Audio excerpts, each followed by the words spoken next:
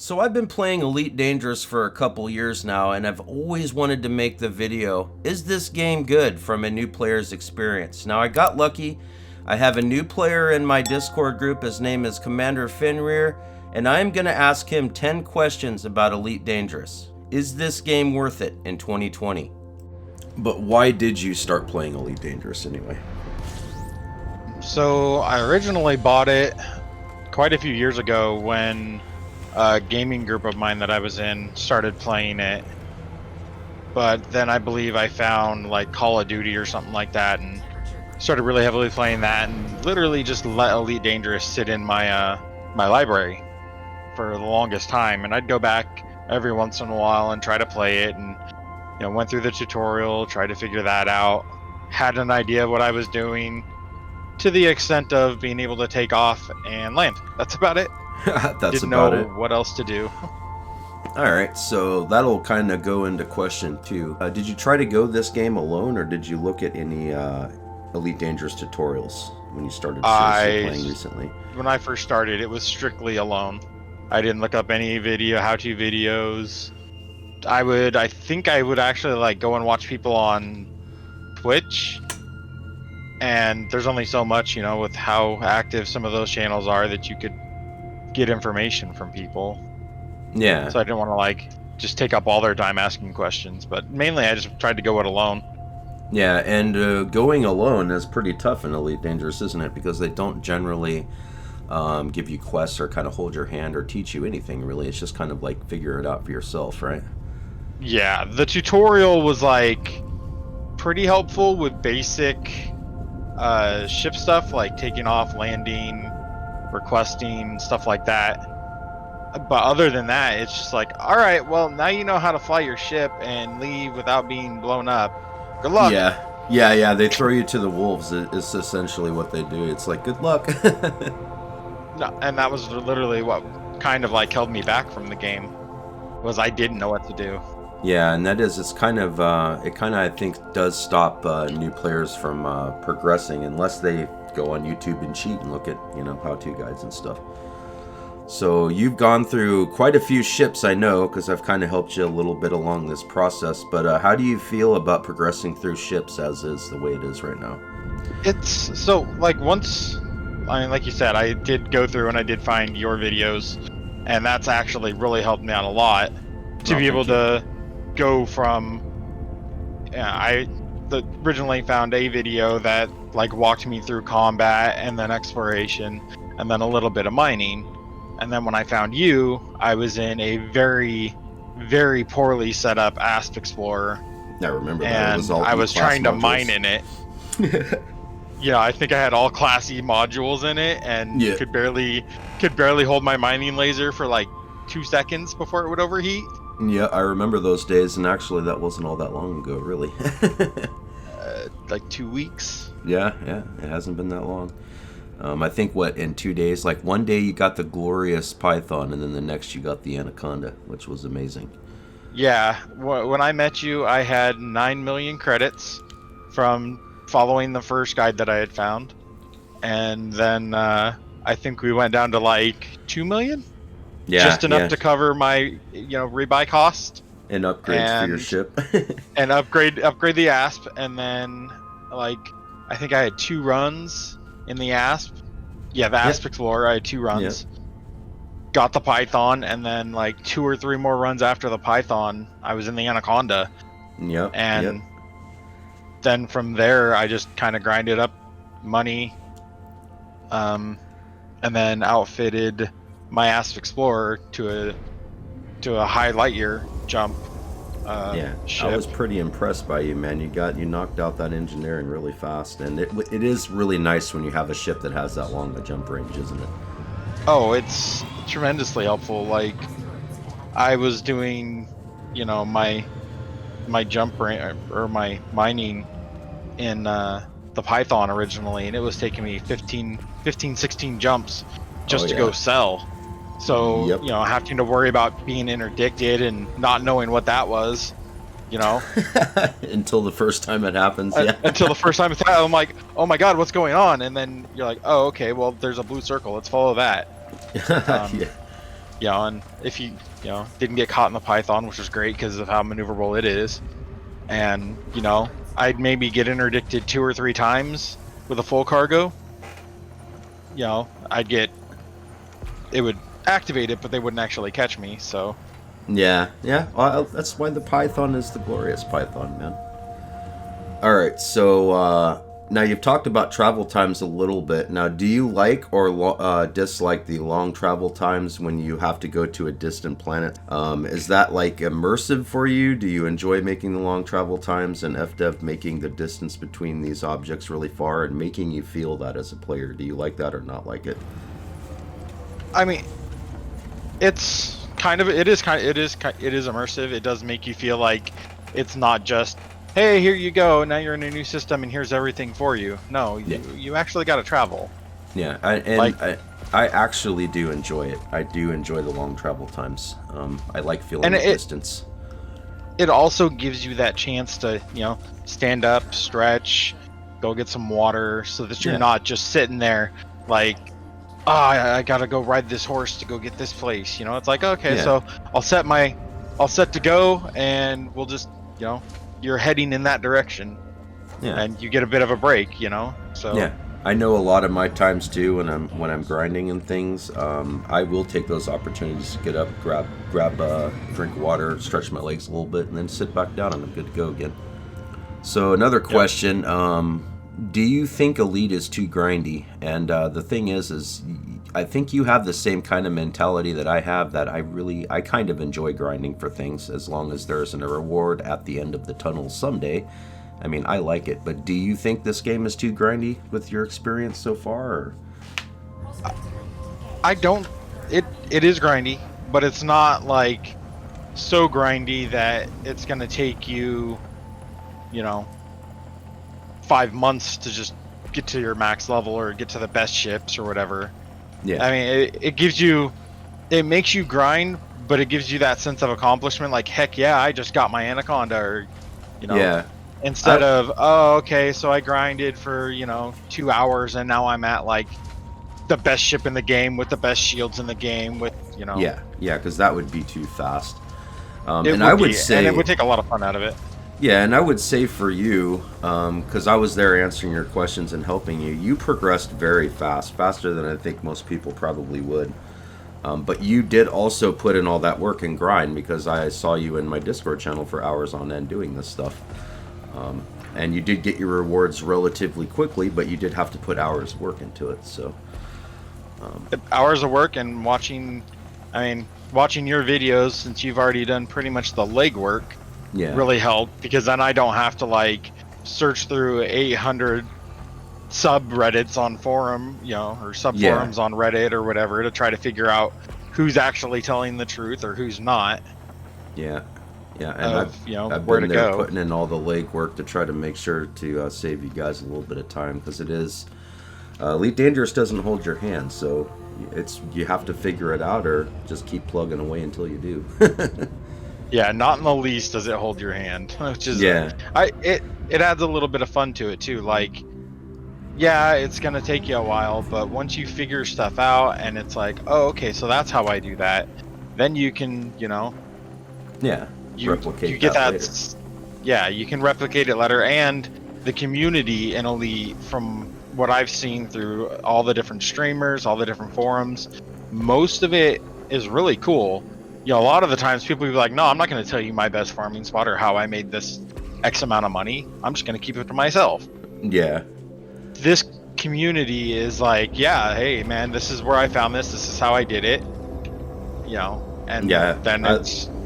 I love the community of Elite Dangerous. It's a great community to belong to, that's for sure. Now, there is something that we touched on before, and I know you've had to deal with this multiple times now looking stuff up, but would you like a way to find all this information in-game instead of having to go to like EDDB or Inara to find out what the heck and where to go and all that? It would be cool if there was, like, I hate to say another menu, but if there was something that would, in-game, would access, like, be like a portal to bring up EDDB or Inara. There's another game where there was an option to bring up a web search, and then you could web search from inside the game. Yeah. Now I know I would like something to be in game. They have very rudimentary tools right now for in game stuff to figure out information on. And I kind of would like to see an improvement in that aspect anyway. Keep people in the game, not have them popping out to go search on the internet somewhere to figure stuff out. At least that's my opinion. I mean, it'd be cool if they had like, they have the codex, which is cool. So you can like pop into the codex. But if they had a way that you could interact with, like kind of similar to the stellar cartography, where you go and you sell information. Yeah. Like it'd be cool if you could go to a vendor at, say like Jameson Memorial and be like, hey, listen, I found this stuff at this spot, and then boom, it's automatically updated in your computer, in your codex, or in a like game-wide codex. Yeah, I would like to see that, most definitely. Like that would be kind of cool. I don't know how it would work, or whatnot, but it's on the devs to figure out. But definitely, because like when you go exploring, you find a planet in a system that hasn't been discovered yet, you get your name on that. Like it'd be kind of cool to have a similar thing with like materials or resources or something like that. Like this person was the first person to report where they found this particular aspect of the game. Yeah. Now they do have a rudimentary form of telling you where the best trade locations and things for on commodities, but you do have to have traveled to the system before. That's the only drawback. And I don't understand why that needs to happen, since commanders have sold their information, and that information's out there. So it should just kind of like, be out there permanently. It should link up. Yeah. At least that's my opinion. I don't think you should have to have gone to the system first. You could rely off other commanders' information, I think, since it works that way for stellar cartography and such. So now, have you tried any other ways really to make money besides mining? Because I know you've been mining like crazy. I tried doing combat, but the rewards for mining is money. Yeah. When I can go and get a cargo full of 96, say, with the asp, and I can sell it for almost 98 million, why am I going to sit there and do 98 million combat missions? Because most of the time they're like 100,000 or something like that for a reward for shooting a ship. Yeah. There's not a high reward for doing the combat missions. They're, million maybe tops. Yeah. And it's good hearing that from a new player, because a lot of us old players that have been around forever and ever have been saying, man, sure would be nice if there was a balanced way to make money instead of it just being mining, because it literally is just mining. And if you want to make a little less money, you can do passenger missions, but that's about it. Everything else pays squat unless you're mining. So I would really like to someday them get that sorted, but that's been going on forever. Yeah, and it'd be cool if they made the mining a little more interactive. Like, if you want to upgrade, like, go to the next tier of ship, you need to mine X amount of stuff and then have it with you just to buy your ship. And that would or have it stored, to buy your next ship. Yeah, that would be interesting. Your Anaconda isn't just going to be made, they have to actually, lore-wise or immersive-wise, you have to, it's going to be built by somebody using some sort of materials. So what type of materials is it going to use? Yeah, exactly. Kind of like, how Atlas has, you need to have X amount of wood, you need to have X amount of thatch. That would be kind of cool is you need to have, 100 units of 100 tons of titanium. You have to have, 20 tons of painite. You have to have, because right now most people are just getting painite, LTDs, and void opals to make their money. So that's all that's being mined. None of the other stuff is being mined, and none of the other stuff you can really make a whole lot of money on. Yeah, so perhaps, see, right now we just fork out straight up money, but I kind of like this idea. So what happens if you, say, bring them a list of materials to the vendor when you're going to go buy your ship, and instead of charging you full price, you actually get kind of a discount or something if you go through the hassle of giving them all the materials they need. If not, you have to fork out full price, sorry. Yeah. Something like that would be neat. And it would add a little bit more to the economy and a little bit more to the game, to where, and if you don't have a store of like said materials, when your ship blows up, you have to have those materials to be able to rebuild your ship, instead of just forking over cash and then, hey, you got your next ship. Yeah, kind of like that idea. It'd make it it gives it a little bit more replay, I think. Yeah. That, okay, now I've got this super awesome ship. Am I just going to take it out and get it blown up and then just buy another one? Or am I going to take it out, fight, and be like, oh no, I got to get out of here because I don't have X amount of materials to be able to just... Yeah, I kind of like that. It gives death more... Yeah, death has more weight instead of just like, I'm a bajillionaire and I have all this money, so I'm never going to ever worry about losing my ship. Because that's like where right I'm now, at. I'm out getting mining or engineering materials 1,500 light years away from the bubble. Yeah. If I just blew myself up without having the materials to rebuild my ship, there should be more of a penalty than just losing 25 million credits.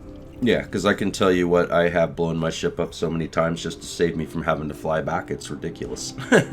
All right, so the next one, because we are kind of talking about that almost, what would you like to see in the future for this game, Elite Dangerous? Anything added? I mean, we're getting space legs soon. I was going to say, we're getting space legs, so... Yeah. I mean, I'd kind of like to see a little bit more player interaction with each other. Because right now, yeah, granted, you can go into solo play and you will never see another person. Yeah. If they made it to where it was like more of the power play, I guess, being actually utilized in the game versus just a side thing that people could do if they wanted to. Yeah. Like, if there was actually a war between different factions, it heavily increased, which means, you would need to go into the online play to actually help to keep, stability in particular regions. Yeah. And they kind of do that in a way, kind of with the BGS and with power play, kind of. And they've kind of fixed it recently to where you can't do all that cheese in solo. You actually do have to do it in live, which is the way it should be, because people were able to do all the mission support stuff in the background for these systems and never one time had to worry about anyone beefing on them, because they were just doing it in solo. So it's kind of cheap. Well, it's good to know that they actually did that. Yeah. Now, for me, what I would like to see, of course, is Space Lakes. Now, I've just been dying for Space Lakes forever. It's why I got sucked into Star Citizen so bad. All my hopes and dreams for Elite Dangerous in the future. I think that's one of the biggest thing I want, is just to be able to get out and walk around, do stuff, have missions out on ground, things like that. Being able to walk inside space stations, do that, interact with people. That'd be cool. Yeah, that's the big thing I want. I mean, I love this game. It gives me the opportunity to explore space, and I do come up to meet new people and find new discoveries. I mean, I love this game. Now, overall, do you enjoy playing Elite Dangerous? Like, is it a pretty up there game for you right now? Would you rank it against like some of your favorites in the past, or? Yeah, I'd probably rank it pretty high up there. I'm a really big, like, MMO PvPer. I like getting out there and fighting. It's kind of daunting in this game right now to go out and fight, because, I don't have, access to a whole lot of the engineers to beef up my ship. So, I'll be going out there fighting against people who are fully engineered, and I shoot them with all my stuff, and then it's like, haha, and yeah, toast. They laugh at you and just, fire one volley. Yeah, I've been there on the receiving end of that, dude. Yeah, and I am enjoying the game. I am enjoying I really enjoy the SRV. Like, that is just awesome. And like I didn't even know about the SRV when I first started playing. So when you had been like, "Hey, have you been in your SRV yet?" I was like, "Huh?" Yeah, and it watched you at Dav's Hope that first night, dude, and then you started tearing it up around that track. You were doing really well. Oh yeah, I enjoy driving games too. So like being able to get out of my spaceship and drive around stuff at full speed and flip and twist and use my thrusters to jump over stuff and. Yeah, I was watching you farm materials today. You're getting really good at that, jumping up in the air and timing it just right to catch those materials right out of the sky. All right, so last question here. Now, would you recommend Elite Dangerous based off of your limited experience? And I say limited because you've only been playing for what, like 100 and some hours? Yeah, like 130 hours. Okay, and you don't have enough scratch pulled together to get yourself a fleet carrier, so you haven't like experienced that yet, and you haven't completed your engineering. But so far, based off of your newbie advice, would you recommend this game to somebody else? Oh yeah, for sure. But along with that, though, in recommending somebody, it's definitely one of those things where I'd tell them to find some videos, watch videos, see what's going on.